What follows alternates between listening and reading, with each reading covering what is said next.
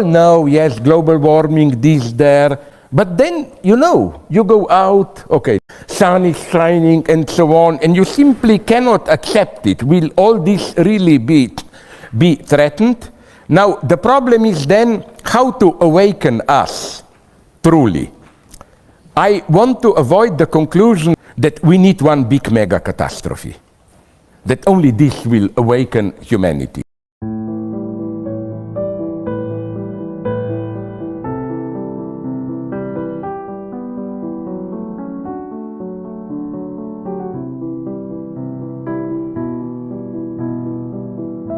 Kalian mungkin dapat menilai kehidupan sebagai sebuah keadaan yang sangat amat indah, khususnya ketika kalian hanya fokus pada diri kalian sendiri dan berusaha menemukan nilai-nilai yang kalian inginkan, seperti keindahan alam, makan makanan enak, shopping, gaming, traveling, flexing, dan beragam aktivitas lain yang hanya meliputi kepentingan diri pribadi kalian sendiri. Namun, semua itu dapat berubah secara drastis ketika kita berusaha melihat dunia dalam kacamata yang berbeda, yakni melalui cara pandang lebih luas yang melampaui dimensi individual kita. Saat kita melihat dunia dengan saksama, maka kita dapat melihat beragam problematika dalam kehidupan. Sebut saja masalah sosial, bencana alam, bencana kemanusiaan, perang, kelaparan, perubahan iklim, dan segudang persoalan lain yang kian hari justru kian mengkhawatirkan. Beragam permasalahan tersebut pada dasarnya sangat membutuhkan perhatian manusia secara keseluruhan. Namun, ketika kebanyakan dari masyarakat memilih untuk berpikir secara individual, maka problem tersebut tidak akan pernah mendapat perbaikan. Seperti yang sebelumnya kita bahas, saat seseorang hanya fokus pada kepentingan pribadinya, maka orang tersebut tidak akan menganggap dunia memiliki masalah yang cukup serius. Dan ketika orang tersebut gagal untuk melihat sebuah masalah, maka akan sangat amat sulit melahirkan kesadaran bahwa dirinya memiliki tanggung jawab sebagai bagian dari kemanusiaan. Lantas, bagaimana kita dapat menyadarkan masyarakat bahwa ada tindakan yang harus dilakukan? Well, sejujurnya hal tersebut merupakan sebuah pertanyaan yang sangat amat sulit, dengan jawaban yang sangat amat kompleks, yang bahkan masih menjadi perdebatan cukup panjang bagi para pemikir besar dunia saat ini. Saya kasih contoh kecil deh, pendidikan contohnya. Banyak yang bilang bahwa cara terbaik untuk memperbaiki kesadaran masyarakat adalah dengan memperbaiki pendidikannya. Jawaban tersebut mungkin akan terdengar simpel dan masuk akal. Namun, jika kita telusuri lebih jauh, maka akan sangat amat banyak kecacatan dan permasalahan yang dapat kita temukan dalam jawaban tersebut. Salah satu permasalahan yang cukup rumit adalah konsep dari pendidikan itu sendiri, yang kemudian melahirkan pertanyaan, pendidikan seperti apa yang seharusnya ditanamkan pada masyarakat? Jika jawaban kita adalah pendidikan berbasis kebebasan, seperti konsep merdeka belajar yang digagas negara kita saat ini, maka harus kita telusuri lebih dalam lagi masalah-masalah yang justru dapat lahir dari konsep tersebut. Contohnya adalah fakta bahwa kebanyakan masalah dunia didasari oleh kebebasan itu sendiri, yang menyebabkan seseorang justru semakin kuat menggenggam dimensi individualitas, karena kebebasan yang mereka dapatkan justru dapat dikendalikan oleh hasrat dan keinginan pribadi. Lantas, pendidikan seperti apa yang dapat memberi kesadaran pada diri masyarakat? Apakah pendidikan baku seperti pendidikan masa lalu dengan slogan wajib belajar yang menekankan para pelajar untuk fokus pada materi-materi khusus? Well, ujung-ujungnya pasti ada yang berusaha menolak hal tersebut dengan mengatakan bahwa manusia bukan robot yang harusnya dijejalkan dengan pengetahuan khusus. Belum lagi orang-orang yang teriak bahwa ijazah hanya selembar kertas. Meskipun memang benar orang yang menempuh pendidikan itu belum tentu pintar, tapi siapa yang dapat memastikan bahwa mereka yang tidak memiliki ijazah secara otomatis akan pintar? Jadi, jawabannya pendidikan seperti apa? Apakah pendidikan yang secara spesifik langsung membahas moral dan masalah-masalah dunia? Menurut saya justru bahaya, sebab mereka yang mengetahui masalah-masalah dalam kehidupan, meskipun memiliki kemungkinan untuk berusaha memperbaiki keadaan, di sisi lain juga memiliki kemungkinan cukup besar untuk mencari keuntungan dari permasalahan yang berusaha diselesaikan. Kita bisa langsung ambil contoh dari dalam negeri kita sendiri. ketika Kemensos yang pastinya paham permasalahan sosial justru korupsi dana bantuan sosial, dan Kominfo yang jelas paham masalah komunikasi justru korupsi menara BTS 4G. Cukup jelas, permasalahan kesadaran manusia tidak sesederhana itu. Sebab di dalam diri manusia itu sendiri terdapat sisi gelap yang memang gak mau sadar dan gak peduli soal dunia, yang menyebabkan nilai dari ilmu pengetahuan justru dapat menjadi pisau bermata dua. Oleh sebab itu, jika kita kembali ke permasalahan awal kita perihal kesadaran manusia, maka akan sangat amat rumit menemukan jawaban utamanya.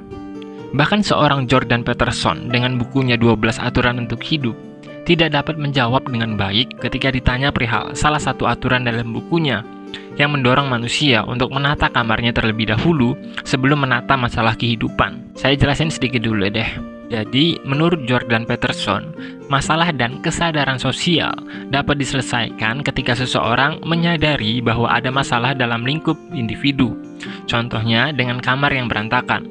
Bagi Jordan Peterson, saat seseorang berhasil menata kamarnya, maka orang tersebut akan perlahan memiliki peningkatan kesadaran hingga sedikit banyak menyadari bahwa ada masalah di luar dirinya, yakni masalah sosial yang juga merupakan bagian dari tanggung jawabnya sebagai bagian dari kemanusiaan. Namun, apakah idealisme Jordan Peterson tersebut memiliki kesesuaian dengan kenyataan? Sebab, ketika seseorang katakanlah berhasil menata kamarnya, maka dapat ditemukan kemungkinan bahwa orang tersebut akan tetap berada di dalam kamarnya dan tidak peduli dengan masalah dunia luar. Yang dengan bahasa mudahnya, self-improvement justru dapat menjadi bagian dari individualisme, khususnya ketika orang tersebut hanya terpaku pada dirinya sendiri dan enggan peduli terhadap masalah di luar yang dimiliki oleh dunia. Mungkin seseorang bisa aja berkata bahwa masalah dunia itu sebenarnya mudah. Semuanya disebabkan oleh kebebasan manusia yang menyebabkan aktivitas masyarakat tidak tertata. Jadi, solusinya adalah membatasi kebebasan masyarakat dengan pemerintahan otoriter yang mendikte rakyatnya atau pemerintahan legalisme yang sepenuhnya mengatur kehidupan manusia dengan hukum. Iya, mungkin jawaban tersebut terlihat masuk akal ya. Tapi, siapa yang pantas menjadi rajanya? Tak ayal, perbedaan cara pandang dan ketidakpuasan kembali dapat melahirkan perang perebutan kekuasaan.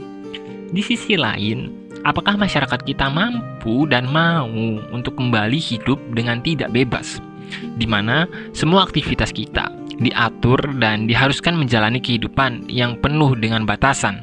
Kemungkinan besar, manusia modern yang terlanjur bebas ini justru akan memberontak dan melahirkan revolusi yang ujung-ujungnya sama aja melahirkan masalah lain. Jujur, saya sendiri cukup pesimis dengan pertanyaan bagaimana cara menyentuh kesadaran manusia secara luas. Sebab, ada begitu banyak problem yang memungkinkan untuk tercipta bersamaan dengan jawaban yang kita tawarkan. Bahkan Zizek, sebagai salah satu pemikir terbesar abad ini, mengatakan bahwa kemungkinan terbesar yang dapat menyelamatkan kemanusiaan hanyalah bencana besar itu sendiri, yang pada akhirnya menyebabkan manusia kembali memikirkan poin-poin mendasar dalam kehidupan dan melahirkan kesadaran akan pentingnya menjaga kehidupan itu sendiri. Problem lain juga lahir dikarenakan konsep dari utopia itu sendiri yang tidak akan pernah eksis dalam kehidupan manusia. Jadi, seolah mustahil membayangkan manusia bersama-sama sadar dan berbondong-bondong berupaya memperbaiki kehidupan. Dengan kata lain, kehidupan manusia di bumi memang dikutuk untuk tidak pernah sempurna. Yang bahkan agama sendiri sebagai jalan yang diberikan oleh Tuhan untuk kehidupan manusia justru sangat amat sering dipermainkan, diperjualbelikan, diubah demi kepentingan, hingga terkesan remeh di hadapan hasrat dan kebebasan manusia. Jadi, apakah hanya kiamat atau bencana besar yang memang benar-benar dapat menyelamatkan kita? Well, meskipun utopia adalah hal yang mustahil untuk dapat digenggam manusia, bukan berarti kita dapat menjadi fatalis atau pasrah dengan keadaan saat ini. Sebab, meskipun sulit, masih ada kemungkinan yang dapat dilakukan oleh seseorang untuk membantu masalah peradaban, yakni dengan berusaha menjadi manusia yang baik. Meskipun dengan menjadi baik tidak serta-merta dapat menyelesaikan masalah kemanusiaan secara utuh, namun paling tidak kita tidak menjadi bagian dari masalah itu sendiri. Di sisi lain, melalui kebaikan yang kita lakukan, kita dapat menyentuh perasaan seseorang dengan sebuah kesadaran bahwa masih ada orang yang berusaha melakukan tindakan baik di dunia ini, yang nantinya kemungkinan besar justru dapat menginspirasi mereka untuk melakukan tindakan yang sama. Tentu, menjadi baik di dunia yang tidak baik adalah sebuah perjalanan penuh penderitaan dan dapat sangat amat melelahkan. Namun, jika memang kita ingin memiliki peran dalam hiruk-pikuk persoalan dunia, itulah satu-satunya cara yang dapat kita lakukan. Sebab, ketika kita berusaha menjadi baik, di saat bersamaan kita akan berusaha memahami orang lain, yang kemudian memutus mata rantai individualisme dan ketidakpedulian di dunia ini. Kebaikan yang dimaksud bisa dalam lingkup apapun, seperti kebaikan pembeli ke pedagang dan pedagang ke pembeli, kemudian kebaikan ojek dengan penumpangnya dan penumpang ke supir ojek itu sendiri, serta beragam jenis kebaikan lain yang memungkinkan untuk dilakukan dalam aktivitas sehari-hari manusia. Ada sebuah kutipan dari Sri Krishna yang sejatinya menjadi inspirasi saya, khususnya ketika channel ini belum juga mampu untuk berkembang secara signifikan, yakni kenyataan bahwa manusia hanya dapat melakukan tugas yang telah ditetapkan. Hasilnya di luar kuasa kita sebagai manusia. Seringkali kita enggan menjadi baik dikarenakan anggapan kita bahwa tindakan tersebut akan sia-sia di dunia yang buruk. Tapi kita lupa bahwa dengan menjadi tidak baik, maka keadaan dunia akan menjadi semakin buruk. Oleh sebab itu, jika ditanya apa yang harus dilakukan untuk menyebar kesadaran pada diri manusia guna memperbaiki keadaan, maka jawaban saya adalah dengan menjadi contoh bahwa jenis manusia seperti itu benar-benar ada. Sisanya di luar kuasa kita, karena kita bukan Tuhan. Namun paling tidak, kita dapat mempertanggungjawabkan kehidupan yang telah kita jalani di hadapan Tuhan itu sendiri, dengan sebisa mungkin menebar kebaikan. Sekian kausalitas yang hening, saya Lukman Hakim Azubaidi mohon pamit. Jangan lupa bantu subscribe channel ini. Sampai jumpa.